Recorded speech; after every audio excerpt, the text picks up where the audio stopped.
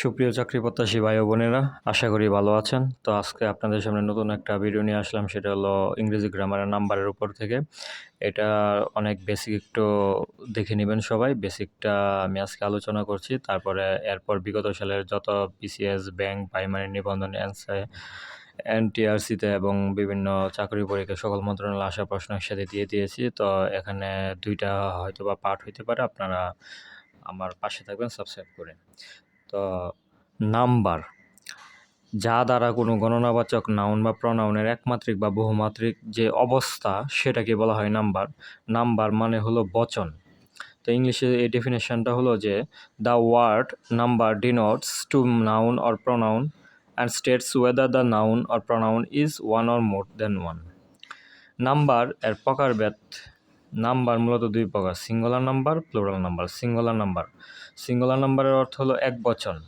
Noun বা প্রনাউনের সংখ্যার যে একটি অংশ বোঝায় সেটা হলো এক বচন, যেমন পেন, লায়ন, ব্যাগ, আই ইত্যাদি।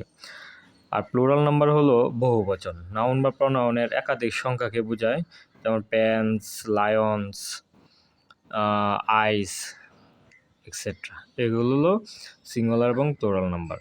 তো সিঙ্গুলার এবং প্লুরাল নাম্বারের ইংলিশ ডেফিনেশন দেওয়া আছে। তো ইংলিশ ডেফিনেশনটা হলো যে সিঙ্গুলার নাম্বার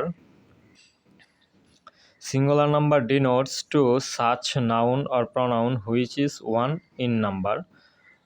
আর প্লুরাল নাম্বার ডেফিনেশন ইংলিশের হলো plural number denotes to such noun or pronoun which is more than one in number. তাহলে সিঙ্গুলার নাম্বার হলো এক বচন, প্লুরাল নাম্বার হলো বহু বচন। নাম্বার মূলত হলো সংখ্যার ধারণা, যা হলো বচনকে নির্দেশ করে। শুধু নাউন বা প্রনাউনেরই নাম্বার হয়। কিছু রুলস রয়েছে, এই রুলসগুলো অবশ্যই পড়তে হবে।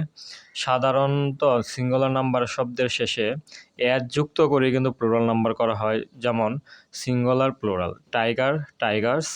বুক, প্লুরাল হবে বুকস। পেন, প্লুরাল হবে পেন্স। রুল 2-তে আছে যে যদি সিঙ্গুলার নাম্বার শব্দের শেষে এস, এইচ, এক্স, জেড থাকে এবং শেষে সিএইচ এর উচ্চারণ চ এর মতো হয়, তবে প্লুরাল করার সময় ইএস যোগ করতে হবে।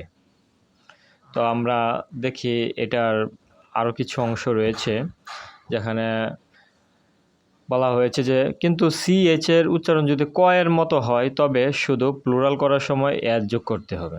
সিঙ্গুলার নাম্বার এবং প্লুরাল নাম্বারের মধ্যে গ্লাস, এর সাথে ডাবল এস রয়েছে, তাই হবে গ্লাসেস।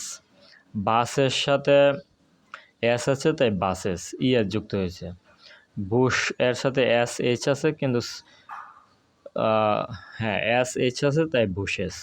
ব্রাঞ্চ এর উচ্চারণে সিএইচ চ এর মতো হয়েছে, তাই ব্রাঞ্চেস, ইএস যুক্ত হয়েছে, এখানে ইএস যুক্ত হয়েছে। কিন্তু দেখেন মনার্ক, সিএইচ এর উচ্চারণটা ক এর মতো হয়েছে, তাই হবে মোনার্কস, একটা এস। স্টমাক এর লাস্ট যেই সিএইচ এর উচ্চারণটা সেটা হলো ক এর মতো, তাই এটা হচ্ছে স্টোমাক্স। এবং প্যাট্রিয়ার্ক এর সিএইচটা ক এর মতো উচ্চারণ হয়েছে, তাই হবে প্যাট্রিয়ার্কস। ম্যাটেরিয়ার্ক এর উচ্চারণটা সিএইচটা ক এর মতো হয়েছে, তাই ম্যাটেরিয়ার্কস। যদি সিঙ্গুলার নাম্বারের শেষে ও থাকে এবং এর পূর্বের বর্ণটি যদি কনসোনেন্ট হয়, তবে প্লুরাল নাম্বার এ ই এর যোগ করতে হবে। কিন্তু ও এর পূর্বে vowel A, E, I O U থাকলে প্লুরাল করার সময় শুধু এস বসবে। যেমন কার্গো, ও এর পূর্বে কনসোনেন্ট আছে, তাই ই এর যুক্ত হয়েছে। স্টুডিও, ও এর পূর্বে আই বাওয়েল আছে, তাই একটা এর যুক্ত হয়েছে। কিন্তু ব্যতিক্রম হলো ফটোস, সোলোস, পিয়ানোস। অসংখ্য ধন্যবাদ ভিডিওটি দেখার জন্য। সাবস্ক্রাইব করে ফলো দিয়ে পাশে থাকবেন। আমরা পরবর্তীতে এর দ্বিতীয় পার্টি নিয়ে আসব। ধন্যবাদ।